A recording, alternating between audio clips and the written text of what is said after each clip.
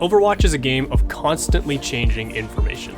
There's heroes changing all around you, evolving map layouts and moving objectives, different types of weapons, resources, and positions, and an ever-changing economy of ultimates.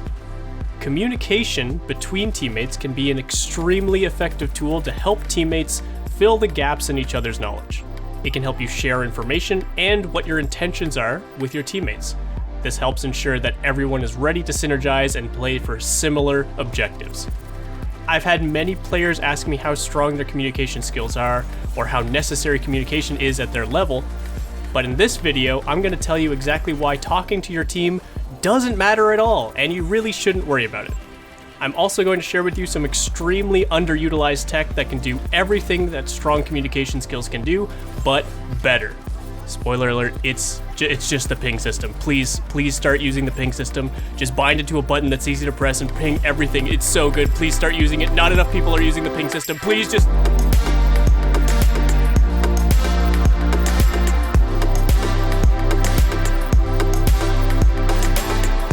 Let's start by going over what communication in a strategic game like Overwatch is supposed to do. Like I mentioned, the two key things communication will do for a coordinated team is help them sync up information and intention. Let's start by talking about information. Since Overwatch is played in first person compared to top down like most MOBAs or even third person like some other shooters, the information directly available to you is limited to what you put in front of your face. You cannot see other parts of the map, or through walls, or through the eyes of your teammates.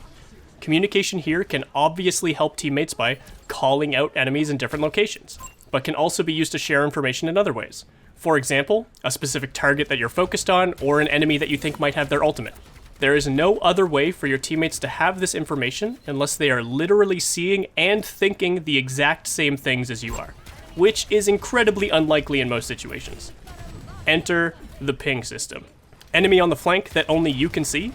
Ping, instantly the hero location is shown directly to your entire team without any loose directional callouts that end up confusing half the people that hear it anyway. Have a priority target in a teamfight? Ping, now everyone can keep track of your target as long as they're in line of sight of anyone on the team. The best part about all of this is that it doesn't require any thinking, just the press of a button.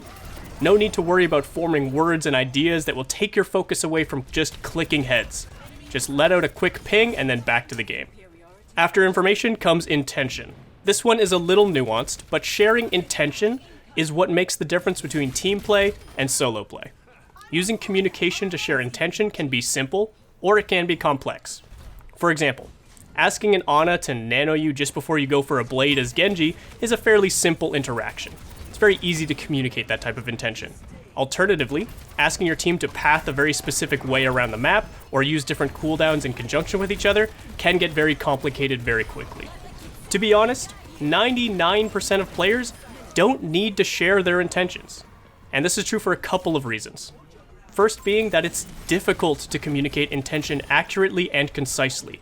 There are too many variables to be concerned about, and by the time you get a detailed plan out there, it's probably too late to put it into action. The second being that most people don't have the capacity to listen to detailed information while also focusing on playing the game themselves. Some people might not even be in the voice channel to hear you in the first place. Now, unfortunately, unlike information, intention isn't the easiest thing to convey with only pings. You can do some things, like let your team know you're going in or falling back, or maybe even sharing that your ultimate is available, which can imply that you're looking to use it, but that's about it. The good news is that you can play with your full potential without your teammates knowing your intentions by using another super secret underutilized tech that I'm calling open your damn eyes, or as some people might call it, greater awareness. If you are looking to make a play, move through an area of the map, combo with a teammate, etc., you don't need to match up 100% of your intention. You just need to make sure that it's possible for your teammates to sync up with you. You need to match up with their availability. For example, you want your Ana to nano your blade? Well, the first step is making sure that Ana has nano available. A quick look at the scoreboard can tell you that. Next is making sure that Ana is alive and within line of sight to hit you with the nano. Thankfully, in Overwatch, we can see our allies through walls, so there's really no excuse to not knowing where your teammates are when a simple turn of the camera will tell you their exact locations. Looking deeper, we could also verify things like making sure our Ana isn't currently being pressured by enemies, or that we won't be dashing directly out of line of sight when we go for the play. We could even look to the enemy team and find out what enemies or abilities could deny our play before it gets started, like enemy crowd controlling effects that shut us down, or defensive cooldowns that prevent us from getting our kills. The tricky thing about awareness is that you could theoretically always be more aware. In most cases, the more information you have available, the better. But you'll want to prioritize what kind of information you pay attention to. Counting the amount of bullets left in the enemy's magazine won't matter if it causes you to lose focus on the flankers walking up behind you. Focus on the big picture first. Ask yourself questions like, is my team in position to support my play? And is the enemy team ready to shut me down? After answering these questions, we can approach playmaking with the added confidence of additional situational awareness, which includes the knowledge that our team is available to support us, even if they aren't thinking about it intentionally. Now, I can't end this video without saying that, yes, of course, communication can be beneficial in many situations. For higher levels of play, or for coordinated teams, there's simply no substitution for the value that strong communication can provide. There are simply too many nuances that the ping system and self-awareness won't be able to cover. But I promise you that those situations are the exception for the majority of players. At the end of the day, the whole point of this video is to help you understand that there's more in your control than you realize, even without communication. And that your teammates aren't actively throwing your games on purpose, most of the time.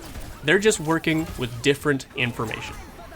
Thank you guys so much for watching. I know it's been a while since my last upload, but I'm trying to get back on the grind, so we'll hopefully have more content coming out soon. If you want to see more of me, you can of course subscribe to the channel and check out my other videos, and let me know in the comments what types of topics you want me to cover in the future.